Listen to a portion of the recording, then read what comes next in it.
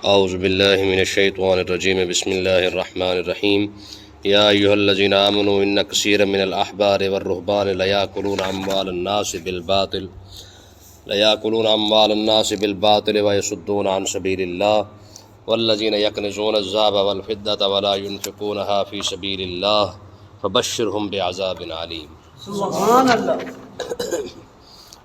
یہودیوں اور عیسائیوں کی بات چل رہی ہے کہ انہوں نے نہ تو خود کلمہ پڑھا نہ ہی اپنی عوام کو پڑھنے دیا، اور جتنی ہو سکی انہوں نے اسلام کی مخالفت کی۔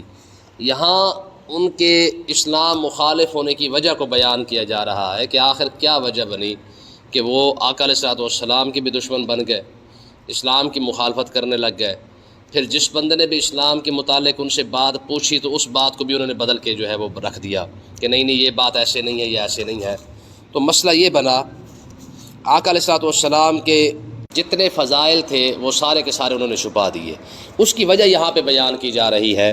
فرمایا یا ایھا الذین آمنوا، فرمایا اے ایمان والو، ان کثیر من الاحبار والرہبان، فرمایا یہ جو عیسائیوں اور یہودیوں کے جو درویش اور فقیر اور جو ملنگ شلنگ ہیں، یہ سارے کے سارے لیاکلون اموال الناس، یہ لوگوں کا مال کھاتے ہیں بالباطل، غلط طریقے سے لوگوں سے مال لیتے ہیں، مال لے کر اس کا باطل طریقے سے مال کھا جاتے ہیں۔ مطلب کیا ہے؟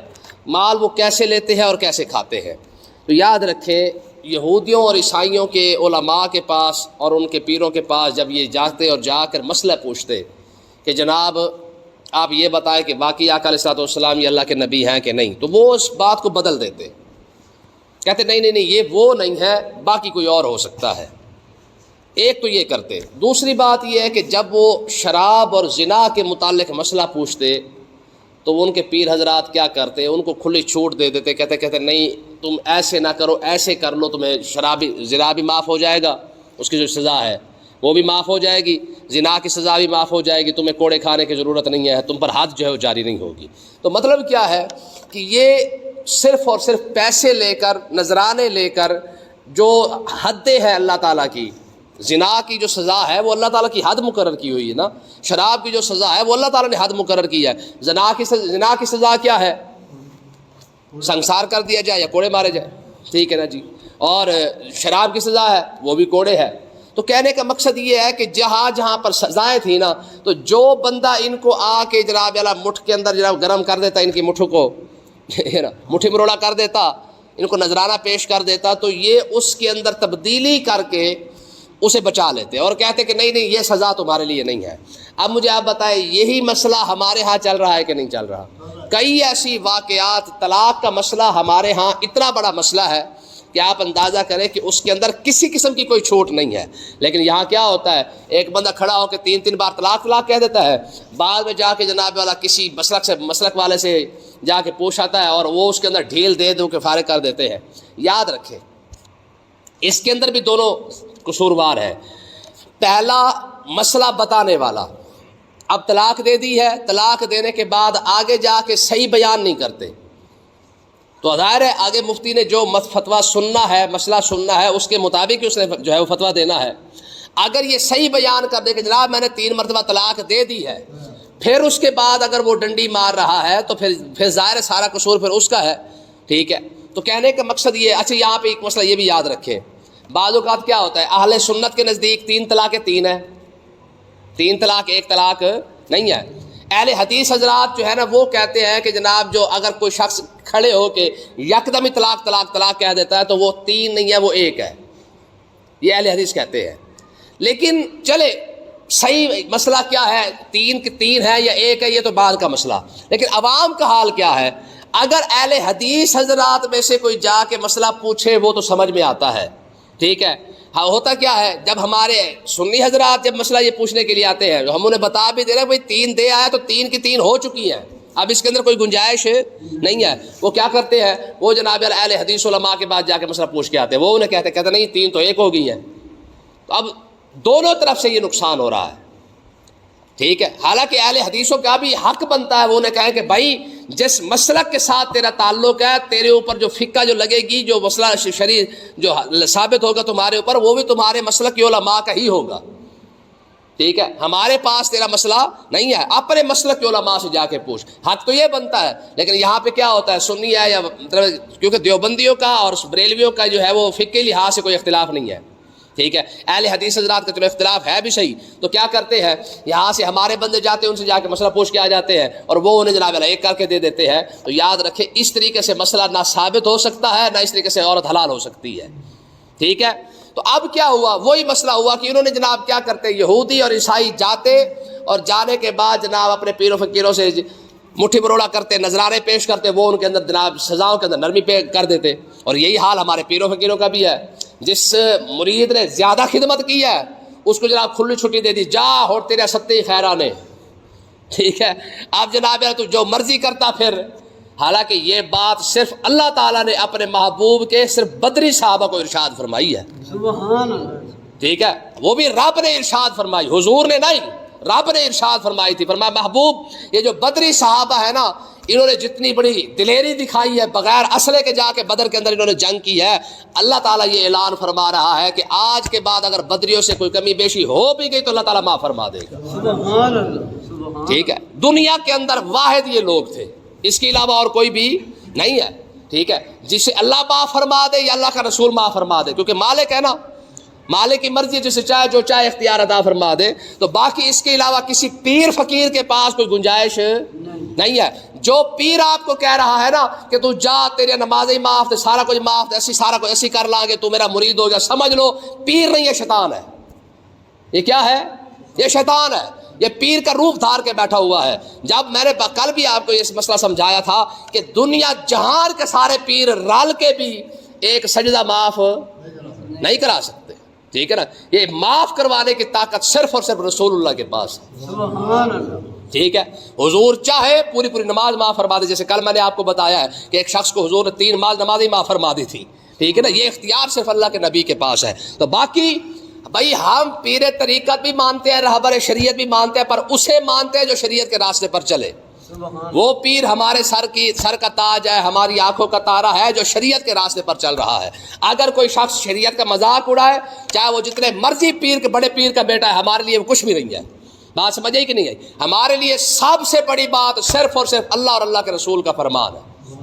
جو اس کے راستے پر چلے گا وہ ہمارے سر کا تاج ہے، جو اس کا مذاق اڑائے وہ ہمارے لیے اس کی کوئی اوقات نہیں ہے۔ دیکھیں نا جی، قرآن مجید نے ایک بڑا سبق دیا ہے، ما قیل یا نوح اہبط بسلام منا وبرکات علیک، نوح علیہ السلام کے بیٹے کے بارے میں آتا ہے نا، ٹھیک ہے، کیا فرمایا تھا اللہ تعالیٰ نے؟ فرمایا میرے محبوب نوح علیہ السلام کو رب نے فرمایا بیٹا ضرور ہے آپ کا یہ، لیکن انہ لیس من اہلک، یہ اہل نہیں ہے، کیوں؟ انہ عمل غیر صالح، نبی کا بیٹا ضرور ہے پر نبی جیسے عمل نہیں کیے ہیں۔ نبی کا بیٹا ضرور ہے پر نبی جیسے عمل نہیں کیا ہے۔ ہاں، نبی کا بیٹا ہو کر نبی جیسے عمل نہ کرے، کلمہ نہ پڑھے، تو اگر وہ دھتکارا جا سکتا ہے تو پیر کے بیٹے کی بھی کوئی اوقات نہیں ہے۔ پیر کا بیٹا تب پیر بنے گا جب پیروں جیسے عمل کرے گا، ٹھیک ہے، مگرنہ یہ شٹونگڑے پھر کے جناب سارے داڑھی مڈنے اور سارے جناب شریعت کا مذاق اڑانے والے سارے پر پیر بنے پھرتے ہیں۔ اور ہماری تو ایسی جاہل قوم ہے، یقین کرے پیر کا پتر ابھی پیدا نہیں ہوتا، وہ ماں کے پیٹ میں کھڑا ہوتا ہے، یہ پہلے اس کو جناب پیر شروع کر دیتے ہیں۔ ہمارے لیے کوئی پیر نہیں ہے، ٹھیک ہے، ہمارے لیے پیر صرف اور صرف وہی ہے جو شریعت کے راستے پر چل کے رہنمائی کا واقعی حق ادا کرے، وہ ہمارے لیے مرشد ہے۔ باقی کوئی یہ مسئلہ نہ سمجھے کہ ہم پیروں کو نہیں مانتے ہیں، ٹھیک ہے، ہم پیروں کو لاکھ درجہ مانتے ہیں، لیکن صرف مسئلہ یہ بنا ہے کہ کئی ٹھگ آ کر انہوں نے جناب والا پیری مریدی کا ایسا لبادہ اوڑا ہے کہ آج ہماری عوام جو ہے وہ بالکل جاہل ہو چکی ہے، ٹھیک ہے۔ اگر چور آ کے جناب والا مسجد میں کھڑا ہو کے جائے تو ہم اس کو امام تھوڑی مان لیں گے، ٹھیک ہے جی، چور آ کے چوری کر رہا ہو تو اس کا مطلب یہ تھوڑی ہے کہ وہ نیک بن چکا ہے۔ اگر کوئی ٹھگ آ کے بےمانی کر رہا ہے کسی کے گھر میں آ کر، اس کو انعام تھوڑی دیا جائے گا، نہ، سوال ہی پیدا نہیں ہوتا ہے۔ تو اس لیے باقی رہا مسئلہ پیری مریدی کا، تو یہ ضروری ہے، یہ یاد رکھیں۔ امام شرانی رحمۃ اللہ علیہ نے فرمایا تھا، آپ نے فرمایا تھا کہ چاہے جتنا مرضی بڑا عالم دین بن جائے اسے بھی ہماری ضرورت پڑے گی، اسے بھی ہماری ضرورت پڑے گی۔ مرشد کی ضرورت کیوں ہے؟ کوئی یہ سبق سے کوئی یہ بھی نہ محسوس کر لینا کہ اس کا مطلب یہ کہ پیر تو بالکل ویلے ہوتے ہیں، نہ، ہم ویلے پیروں کو جو ہے وہ پھیٹی لگاتے ہیں، باقی اصلی پیروں کے تو جناب والا جو پاؤں پہ لگنے والی جو خاک ہے وہ بھی ہماری پگڑی سے زیادہ افضل ہے، ٹھیک ہے نا جی. ہاں اصلی پیر کا کام کیا ہے؟ آستانے پہ بیٹھ کے اللہ اور اللہ کے رسول کا کام کرے، یہ اصلی پیر ہے. ریسے لگائے، گھوڑے پالے، استبل جناب والا پالے، اپنی جناب والا ہر سال نئی جناب والا وہ لینڈ کروزر نکال کے لے آئے، اس کی ہماری نظروں میں کوئی اوقات نہیں ہے. پیر تو آستانے پہ بیٹھا ہے تو پھر بڑا بن کے بیٹھ، اور بڑا تب ہی بنے گا جب اللہ اور اللہ کے رسول کا کام کرے گا. باقی رہا مسئلہ ضرورت کا، تو امام شرانی فرماتے ہیں کہ جتنا مرضی علم پڑھ جاؤ پھر بھی پیر کی ضرورت پڑتی ہے. حضور غوث اعظم رضی اللہ تعالیٰ عنہ کتنے بڑے پیر ہیں، یاری والے سرکار ہیں جی. اتنا بڑا پیر بھی ہو، حسنی حسینی سید بھی ہو، نجیب الطرفین سید بھی ہو، اس کے باوجود اپنا مرید تو ہوا ہے کہ نہیں ہوا ہے؟ داتا صاحب مرید ہوئے کہ نہیں ہوئے؟ ٹھیک ہے. خواجہ غلام فرید ہے، خواجہ بابا فرید رحمۃ اللہ علیہ، خواجہ قطب ہو گیا، خواجہ معین الدین ہو گیا. آپ جتنے بھی بزرگوں کو دیکھیں گے یہ کسی نہ کسی کے بزرگ کے مرید ضرور ہوئے ہیں. کیوں؟ وجہ کیا ہے؟ کل بھی میں نے آپ کو یہ مسئلہ بتایا تھا کہ شریعت کے علم کے بعد جا کے پھر طریقت کا علم شروع ہوتا ہے، ٹھیک ہے نا. یا جب بابا فرید رحمۃ اللہ علیہ ملتان کی مسجد کے اندر بیٹھے تھے، حضرت خواجہ قطب آ گئے. بابا فرید خود فرماتے ہیں کہ میں ابھی پڑھ رہا تھا، کتاب پڑھ رہا تھا، میرے پاس شافی کتاب کا نام تھا یا کافی کتاب کا نام تھا، ٹھیک ہے. تو خواجہ قطب کہتے ہیں میں نے خواجہ قطب کو دیکھا، ملاقات کی تو دل کے اندر محبت پیدا ہو گئی. میں نے کہا بابا مجھے بھی اپنے ساتھ لے چلو. سبحان اللہ. خواجہ قطب الدین بختیار کا کی بات کر رہا ہوں، ٹھیک ہے نا. یہ خواجہ معین الدین چشتی اجمیری رحمۃ اللہ علیہ کے مرید ہے. اچھا آپ نے کیا فرمایا ان کو؟ فرمایا فرید پہلے پڑھ لے پھر میرے پاس آ جانا، سبحان اللہ. پہلے علم حاصل کر پھر میرے پاس آنا.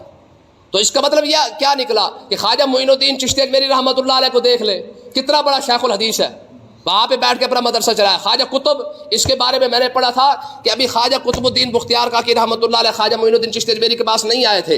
آقا علیہ الصلوۃ والسلام نے 40 مرتبہ خواجہ معین الدین چشتی اجمیری کو خواب میں آ کے فرمایا قطب آ رہا ہے، اسے مرید کر لینا. سبحان اللہ. تو یار حضور کا تو ایک فرمان بڑی بات ہے، حضور کا تو ایک فرمان، ٹھیک ہے جی. کہاں سے حکم جاری کیا تھا خواجہ معین الدین چشتی اجمیری کو؟ مدینے بیٹھ کے فرمایا تو ہندوستان جا، تیری ڈیوٹی وہاں پہ ہے. حضور کا تو ایک حکم بڑا ہے نا.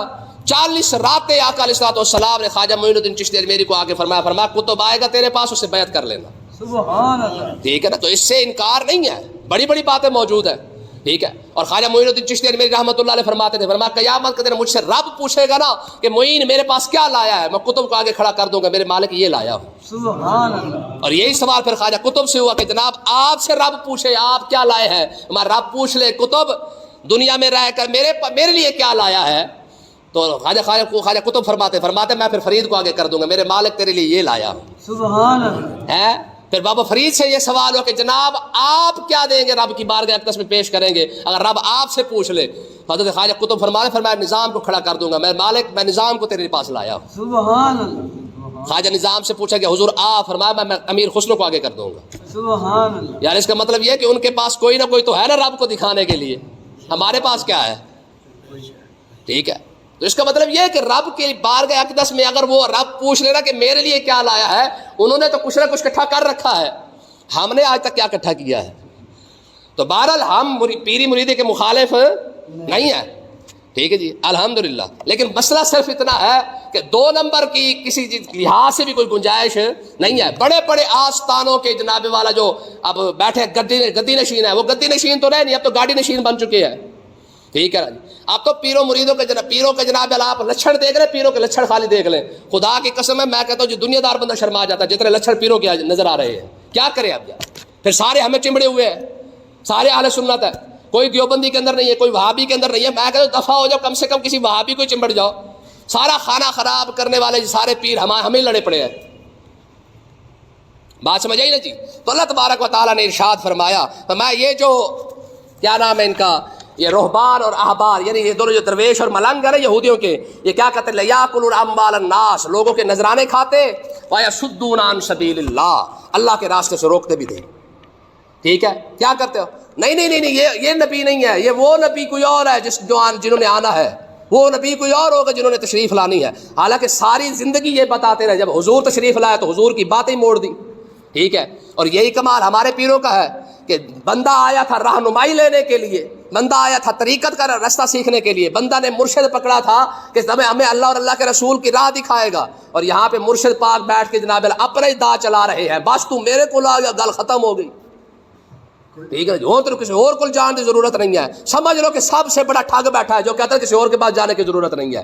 مرشد کی ڈیوٹی یہی ہے کہ مرشد بازو پکڑ کے اللہ اور اللہ کے رسول کی بارگاہ تک پہنچا دے، اسے شریعت کی بات بتائے، اسے طریقت کی بات بتائے، اسے وظائف بتائے، اسے جناب اچھے راستے پر لگائے. یہ کون سی بات ہوگی کہ تیرے پاس آ گیا، تو ایڈا بڑا حاجی آیا کہ جناب تیرے پاس آنے کے بعد اب کسی چیز کی ضرورت ہی نہیں رہ گئی ہے. ہمارے جتنے بزرگ آئے ہیں سب کا ایک ہی رویہ تھا، انہوں نے اپنے آنے والے اپنے مریدین کو، اپنے ماننے والے چاہنے والے سب کو یہی بات بتائی تھی کہ بیٹا جب بات اللہ اور اللہ کے رسول کی آئے گی تو پھر کسی کو نہیں دیکھا جائے گا. ٹھیک ہے، اب اگلی بات دیکھیں جناب، فرمایا والذین یکنزون الذھب والفضہ، فرمایا وہ لوگ جو سونا اور چاندی جمع کرتے ہیں، مال اور پیسہ اکٹھا کرتے ہیں، ولا ينفقونها فی سبیل اللہ، اللہ کے راستے میں اسے خرچ نہیں کرتے ہیں، فبشرہم بعذاب علیم، ان کے لیے دردناک عذاب کی خوشخبری ہے.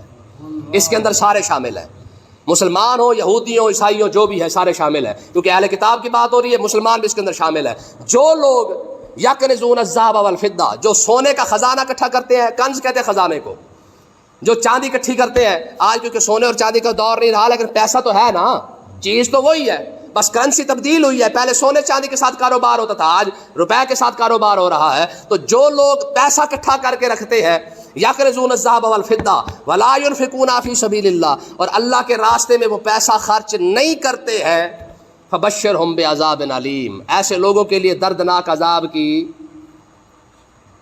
خوشخبری ہے. اب خوشخبری کیسے ہو سکتی ہے عذاب کی؟ میں ظاہر رب نے پیسہ دیا تھا، اس کا مطلب یہ تھوڑی تھا کہ تو بینکوں کے بینک بھر دے. زکوٰۃ کس نے دینی تھی؟ ٹھیک ہے جی. اور اگلا مزہ دیکھیں، ہمیں پیسہ کتنا پیارا ہے، ہم نے تو جناب والا زکوٰۃ بھی پی گئے، عشر بھی پی گئے، سب کچھ پی گئے ہیں. ذرا کمال دیکھیں جنہوں نے پیسے اکٹھے کر کے رکھے ہیں، پیٹیوں کے اندر اور بینکوں کے اندر رکھا ہوا ہے نا، تجوریاں تو خیر شہروں والوں کے پاس ہوتی ہے، پنڈوں کے اندر تو پیٹیاں ہے نا. جنہوں نے پیٹیوں کے اندر پیسہ رکھا ہوا ہے ذرا ان کے بارے میں سنیں. یوم یحمى علیہا فی نار جہنم، فرمایا کہ اس دن یعنی قیامت کے دن وہ سارا مال اٹھا کر پہلے اسے جہنم کے اندر تپایا جائے گا.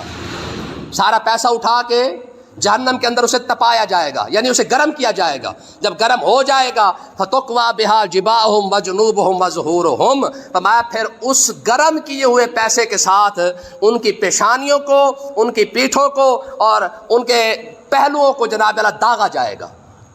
پیسے کے ساتھ کٹھے کر کے رکھ لو، سارے ڈالر بھی کر لو، پاؤنڈ بھی کر لو، ریال بھی کر لو، درہم دینار جو لبدہ سارا کٹھا کر کے رکھ لو. ہوگا کیا؟